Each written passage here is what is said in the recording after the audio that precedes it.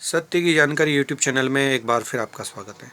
आज हम ज्योतिष के वैज्ञानिक दृष्टिकोण को देखेंगे और किस आधार पर हम वैज्ञानिक आधार पर ज्योतिष को समझने की कुछ बातों को समझने की कोशिश करेंगे। ज्योतिषाचार्य संजय जी दवे से। गुरुदेव जी प्रणाम। नमस्कार। अभी जो ज्योतिष को जो एक कर्मकांड संबंधित विषय माना जाता है, लेकिन ज्योतिष के हम गहनता में जाएं तो एक बहुत बड़ा स्पेक्ट्रम साइंस है, एक बहुत बड़ी एलियन टेक्नोलॉजी है। नासा जिसमें बैठे हुए वैज्ञानिक, नासा में इसरो में बैठे हुए वैज्ञानिक जो खोज कर रहे हैं और खोज कर अभी वो परग्रहियों के बारे में कुछ बता नहीं पा रहे हैं, लेकिन हमारे ज्योतिष विज्ञान का अगर हम अनुसंधान करते हैं तो वहाँ बहुत सारी रहस्यमय बातें समझ में आती है। तो आप कृपा करके बताएं कि ये ज्योतिष जो है, इसमें नक्षत्र को वैज्ञानिक आधार पर हम कैसे समझा सकते हैं, और ये राशियाँ क्या होती है, कैसे इनको ब्रह्मांड ज्योतिष के आधार पर। मेरा प्रश्न है, सामान्य ज्योतिष नहीं, तो कृपा करके बताएं। देखिए, जब बच्चे का कभी जन्म होता है, किसी बच्चे का भी जन्म होता है, तो जो आपने प्रश्न पूछा, राशियाँ हैं, नक्षत्र हैं, तो ब्रह्मांड की वो किरणें उस समय जब बच्चे का जन्म होता है तो चारों ओर स्थित जो नक्षत्र और जो राशियाँ है ना, ये चारों तरफ स्थित जो मंडल होता है उसको 12 भागों में विभाजित किया गया है। उस समय जिस समय बच्चे का जन्म होता है उस समय उनकी किरणों का प्रभाव शरीर के तत्वों पे पड़ता है। जो ग्रह का प्रभाव ज़्यादा रहेगा शरीर में उन तत्वों की प्रधानता होगी, और कोई ग्रह ऐसा रहता है कि जिसका प्रभाव कम पड़ता है, या कोई ग्रह किसी अन्य ग्रह के पीछे छुप जाता है, उसकी किरणें उस समय जब जातक का जन्म हुआ है उस तक नहीं पहुंच पाती, तो उस तत्वों का उसके प्रभाव बहुत कम होता है।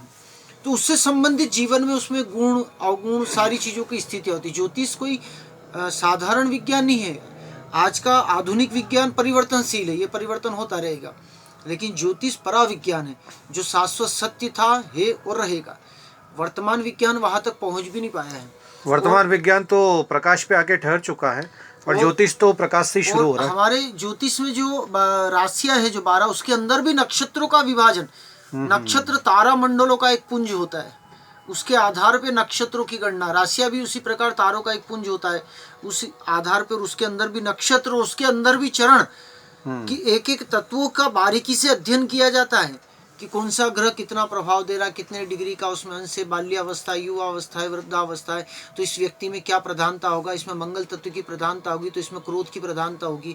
इसमें सूर्य अगर बलवान रहेगा उस समय जन्म के समय तो इसमें तेजस्व होगा, नेतृत्व करने की क्षमता होगी। गुरु प्रधानता होगी तो इसमें आध्यात्मिक शक्ति प्रबल होगी, है ना। बुद्ध प्रधानता होगी तो इसमें विद्या की प्रधानता होगी। तो हर ग्रह का एक पर्टिकुलर, हर ग्रह का एक तत्व उसके अंदर समाहित होता है, और ज्योतिष उसी का अध्ययन करता है कि किस तत्वों की उसमें कमी है, उसको सामंजस्य कैसे बिठाया जाए। तो जो तत्व की उसमें कमी, उससे संबंधित उसको आराधना दी जाती है, उसको साधना दी जाती है, उसको उपासना दी जाती है, उसको मंत्र जाप दिए जाते हैं कि जो तत्व की उसमें कमी है उसका वो जाप, पूजन, ध्यान, अनुष्ठान अगर करता है तो उस तत्व के जो उसके अंदर कमियां हैं उसको वो अपने द्वारा, क्रिया के द्वारा पूर्ण कर सके, ताकि जीवन में उसके अवरोध खत्म हो। कई लोग जो है ज्योतिष को नहीं मानते हैं और ज्योतिष को एक ये कपोल कल्पना मानते हैं, जबकि ज्योतिष परम सत्य है, एक स्पेक्ट्रम साइंस है। जो समझते हैं वो जानते हैं, जो ध्यावे फल पावे।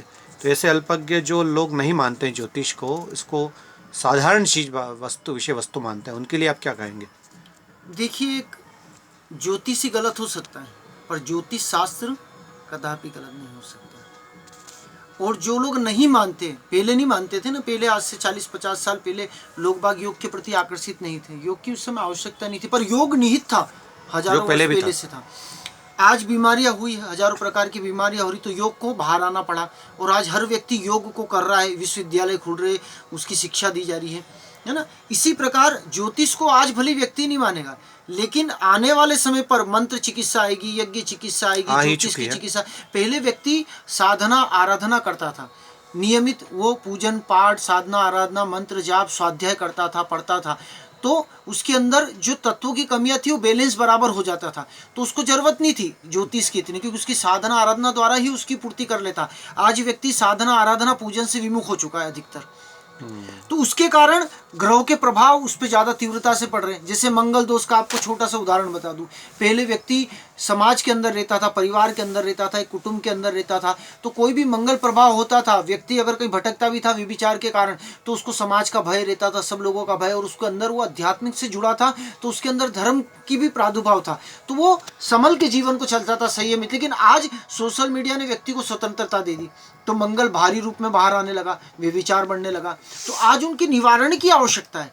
आज ज्योतिष को आज के परिप्रेक्ष्य में पालन करना अति आवश्यक है, अन्यथा व्यक्ति पूर्ण रूप से बिखरने की कगार पर चला जाएगा। पर सोशल मीडिया में हमारे सत्य की जानकारी जैसे चैनल भी हैं, जिनको अगर वो देखें और पूरी तरह से समझें, कमेंट करें, तो उनको अच्छा ज्ञान मिलेगा।